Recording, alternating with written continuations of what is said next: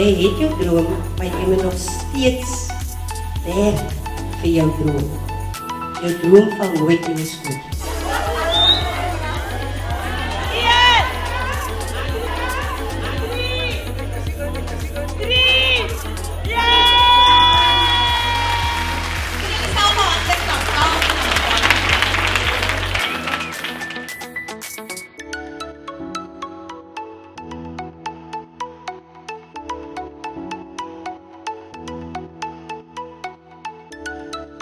Voordat die hele verder begin het, hier baie aandag getrek. Ek glo dit het baie van ons kinders weer geïnspireer om trots te wees op baie van Hankom. Afrikaans is my taal!